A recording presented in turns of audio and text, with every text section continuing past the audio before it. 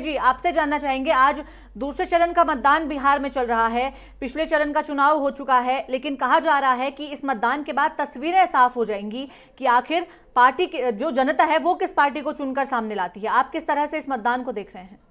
बिल्कुल, देखिए, दरअसल बात ये है जी कि आज का जो चुनाव अभी हो रहा है बिहार में, जी तो पहले 60 और 70 के दशक में रोटी, कपड़ा, मकान, शिक्षा, स्वास्थ्य आदि का कार्य सरकार का कार्य था। जी आज स्थितियां बदल गई हैं जी और राज्य को जो कल्याणकारी होना चाहिए, शिक्षा और स्वास्थ्य को आज निजी क्षेत्र में झोंक दिया गया जी और सरकारी संस्थाएं कमजोर हुई है कहीं न कहीं। जी और रोजगार के मामले में सरकार ने बिल्कुल ही पल्ला झाड़ दिया। तो मुझे ऐसा लगता है कि आज मीडिया, बुद्धिजीवी और सरकार के अनेकों गठजोड़ से जी एक ऐसा माहौल बनाया कि जो हजारों लाखों कर्मचारी पर सरकार व्यर्थ खर्चा करती है।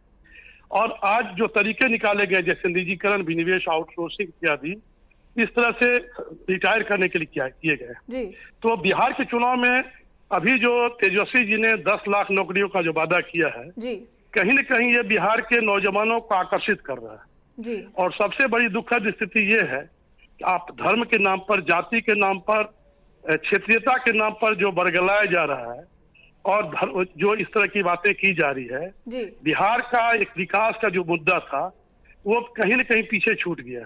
जी बिहार के नौजवानों को अब ये विकास चाहिए और उनको जो नौकरियां नहीं है बिहार में, लोग बदहाल हैं।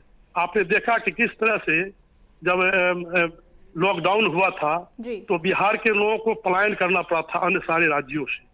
ये बहुत दुर्भाग्यपूर्ण स्थिति है बिहार के लिए। जी और उस समय नीतीश जी की सरकार अभी भी है, लेकिन उस समय जो काम होना चाहिए वो नहीं हुआ। ये बड़ी दुखद स्थिति। जी बिल्कुल और अभय जी, सबसे बड़ी बात है बिल्कुल कि सही बात बोलिए, क्योंकि जब लॉकडाउन हुआ था उस वक्त कई लोग वापस अपने क्षेत्रों पर लौटे थे, लेकिन इसी चीज को लेकर नीतीश सरकार पर तमाम तरह के सवाल उठे हैं। उसी बीच तेजस्वी यादव ने जिस तरह से नौकरी देने की बात कही है, उस पे भी जो युवा हैं वो काफी ज्यादा आकर्षण हो रहा है युवाओं को लेकर भी। लेकिन अगर हम और पार्टियों की बात करें, बीजेपी की हम बात करते हैं या और किसी भी पार्टी की बात करें, तो तमाम तरह के वादे उनकी ओर से भी किए जा रहे हैं। चुनावी रैलियों को संबोधित हर पार्टी के नेताओं की ओर से किया गया था, तमाम तरह के वादे उन्होंने किए हैं। दूसरी पार्टियों पर आरोप जरूर लगाए गए हैं, चाहे तेजस्वी यादव की नौकरियों को लेकर बात हो, उसको लेकर भी सवाल उठाए गए कि आखिर इतनी बड़ी संख्या में नौकरियां दिलवाई कैसे जाएंगी और साथ ही इतनी बड़ी संख्या में नौकरी दिलवाने के लिए पैसा आखिर कहां से आएगा।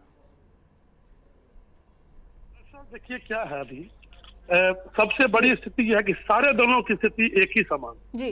सारे दल के जो लोग हैं वो स्वार्थवाद, जातिवाद से कहीं पीछे नहीं। एकाध दो बात छोड़ दें तो जितनी विरोधी पार्टियां और सत्ता जो निश्चित पार्टियां, तो सब जो है धन बटोरने काम में लगी हुई है। सबसे बड़ी दिक्कत देखिए ये है कि आज लोग मतलब ये सोचते हैं कि धन के लिए एक पीढ़ी के लिए नहीं, 7 पीढ़ियों के लिए जमा कर लें। लेकिन ये चीज विदेशों में नहीं है। विदेशों में आज भी जब धन कमाते हैं उसका लोग अपने लास्ट समय में खर्चा करते हैं और यहाँ धन बचाने के लिए काम किया जाता है। तो राजनीति में जितनी भी विकृतियां आई है, मुझको ऐसा लगता है कि ये इसी सवाल पर आई है। आज चुनाव जो है स्वच्छ नहीं हो पा रहा है। इसका मुख्य कारण क्या है? मुख्य कारण ये है कि जो जातिवादी प्रवृत्तियां हैं, जो क्षेत्रता का संकट है, भाषा का संकट है, तो मुझे ऐसा लगता है कि ये बिहार को कहीं न कहीं पीछे धकेल रहा है। और बिहार के लोगों को, नौजवानों को आज जो स्थिति देश में है, न कहीं जो भूमिहीन है, दलित हैं, गरीब हैं, उनकी उचित मजदूरी नहीं दी जाती। न भारतीय जातीय भावना में धन और संसाधन के समान वितरण में हजारों वर्ष ये बाधक रही है, चाहे स्वयं की हानि क्यों न हो। लेकिन यह सोच केवल ग्रामीण क्षेत्रों तक ही सीमित नहीं है, इसकी मानगी कॉर्पोरेट क्षेत्रों में देखी जा सकती है। आज की परिस्थिति में राज्य का हस्तक्षेप न रहे तो करोड़ों युवा बेरोजगार हो। और सबसे बड़ी दुखद स्थिति ये है, चाहे सत्तासीन पार्टियां हो या विरोधी पार्टियां, जो भी बात कर रही हैं लोगों की भलाई के लिए काम नहीं कर रही। और सिर्फ इनका मकसद है चुनाव जीतना और अपने संख्या बल को बढ़ाना। ये देश के लिए, राज्य के लिए बहुत दुखद स्थिति है। तो हमें ये चाहिए, जाति के आधार पर वोट मांगे जा रहे हैं, कई अन्य चीजों को लेकर वोट मांगे जा रहे हैं, लेकिन जो जनता है वो विकास चाहती है। जनता का कहना है कि जब तक का विकास, जो पार्टी सबसे ज्यादा विकास राज्य में करेगी उसी को वो लोग वोट देंगे।